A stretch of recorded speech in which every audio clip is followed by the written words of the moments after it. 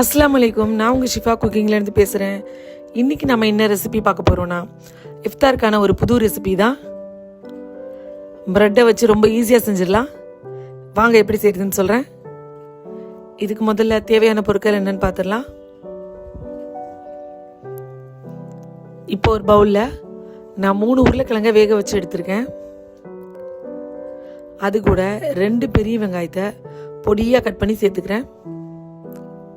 கொஞ்சம் கொத்தமல்லியும் பொடியாக கட் பண்ணி சேர்த்துக்கோங்க.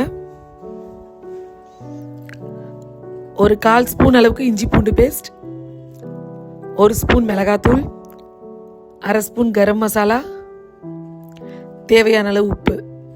இப்போ இது எல்லாத்தையும் நல்லா பிசைஞ்சுக்கோங்க. இந்த உப்பு, மிளகாத்தூள், மசாலா எல்லாம் ஒன்று சேர்ந்து வரணும்.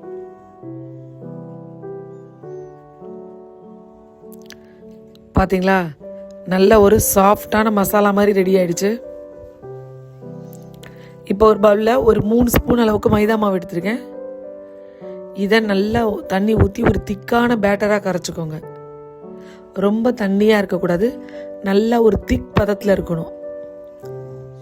ஏன்னா இந்த மாவு தண்ணியாக இருந்துச்சுன்னா இதை நம்ம ப்ரெட்டில் டிப் பண்ணி பொரிக்கும் போது ரொம்பவே எண்ணெயை குடிக்கும். இது நல்லா ஒரு திக்கான பேட்டராக இருந்தால் தான் உங்களுக்கு நீங்கள் ஃப்ரை பண்ணும்போது ப்ரெட்டு ரொம்ப எண்ணெய் குடிச்சிருக்காது. பாருங்க, நல்லா கட்டி இல்லாமல் கரைச்சிட்டேன். இப்போ தண்ணி ஊற்றி தேவையான அளவுக்கு பதத்துக்கு கரைச்சிக்கிறேன். பார்த்தீங்களா, இந்த அளவுக்கு திக்காக இருக்கணும். பதத்தை பார்த்துக்கிட்டீங்கல்ல.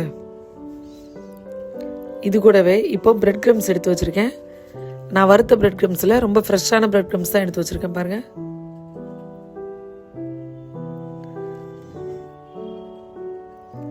இப்போ எல்லாம் ரெடியாக இருக்குது.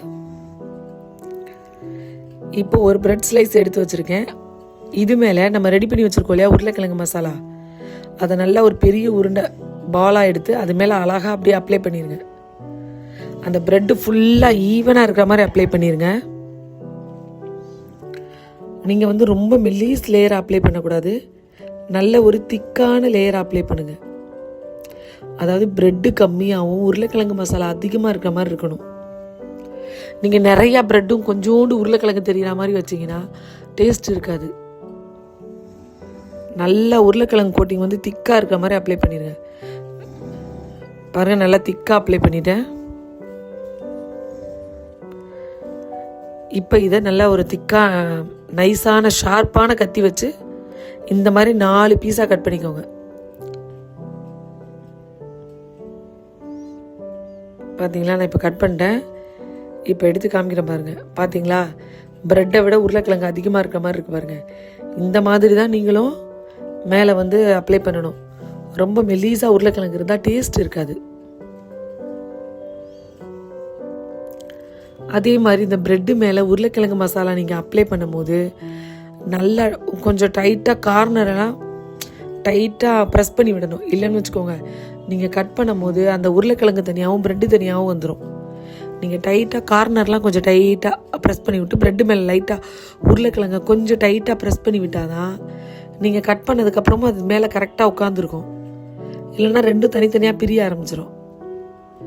பார்த்தீங்களா, எப்படி டைட்டாக அது மேலே அது உட்காந்துருக்கு பாருங்கள். ப்ரெட்டு மேலே அந்த உருளைக்கிழங்கு மிக்ஸ் கரெக்டாக உட்காந்துருக்கணும். இப்போ எல்லாம் ரெடியாக இருக்குது. இப்போ நம்ம ரெடி பண்ணி வச்சுருக்க உருளைக்கிழங்கு அந்த ப்ரெட்டை தூக்கி அந்த மைதா பேட்டரில் போட்டு ஒரு திருப்பி அப்படியே எடுத்து பிரெட் க்ரம்ஸில் ஒரு பெரட்டி எடுக்க வேண்டியதுதான். பார்த்தீங்களா, அந்த மைதா எவ்வளோ திக்காக அது மேலே கோட்டாயிருக்குன்னு. அந்த மாதிரி கிழங்கு மேலே மைதா திக்காக கோட்டாகி வரணும். ரொம்ப மெல்லீஸாக அப்ளை ஆகக்கூடாது. இப்போ ரெடி பண்ணி எடுத்துட்டேன். இப்போ ஒரு பிளேட்டில் வச்சிடலாம். இதே மாதிரி எல்லாத்தையும் ரெடி பண்ணி வச்சுருங்க. நீங்கள் ஃப்ரீசரில் ஸ்டோர் பண்ணி வைக்கணும் அப்படின்னு நினச்சிங்கன்னா இந்த மாதிரி எல்லாத்தையுமே நல்லா ப்ரெட் க்ரம்ஸில் டிப் பண்ணி எடுத்துகிட்டு ஒரு 10 மினிட்ஸ் வெளியில் ட்ரை ஆக வைங்க. அது ட்ரை ஆகும் போது அந்த ப்ரெட் க்ரம்ஸ் எல்லாமே டைட்டாக அது மேலே கோட் ஆயிரும். அதுக்கப்புறம் எடுத்து நீங்கள் ஃப்ரீசரில் ஸ்டோர் பண்ணி வச்சிங்கன்னா 1 மாதம் கழித்து கூட நீங்கள் வேணுங்கிறப்போ எடுத்து பொரிச்சுக்கலாம். பாருங்கள், நான் எல்லாத்தையும் ரெடி பண்ணிட்டேன்.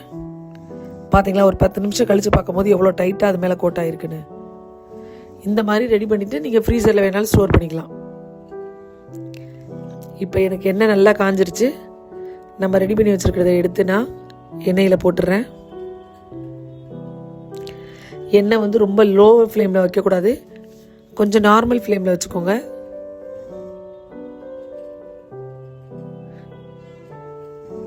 பாருங்க, நார்மலில் வச்சு நல்லா 2 பக்கம் நல்ல ஒரு கோல்டன் ப்ரௌன் வரும்போது எடுங்க.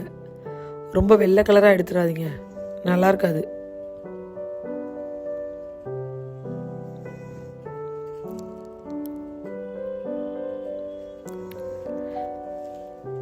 நான் போடுற ரெசிபீஸ்லாம் உங்களுக்கு பிடிச்சிருந்துச்சுன்னா என்னோடய சேனலை சப்ஸ்கிரைப் பண்ணி வைங்க.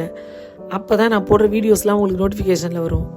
நீங்கள் சப்ஸ்கிரைப் பண்ணாமே பார்த்தீங்கன்னா என்னோடய ரெசிபீஸ்லாம் உங்களுக்கு தெரியாமே போயிடும். பார்த்தீங்களா, எல்லாமே சூப்பராக ரெடி ஆயிடுச்சு.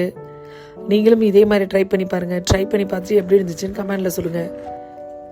உங்களுக்கு இந்த ரெசிபியில் ஏதாவது டவுட் இருந்தாலும் கமெண்டில் கேளுங்க, கண்டிப்பாக நான் உங்களுக்கு சொல்கிறேன். சூப்பர், சப்ஸ்கிரைப் பண்ணுங்க. Thank you.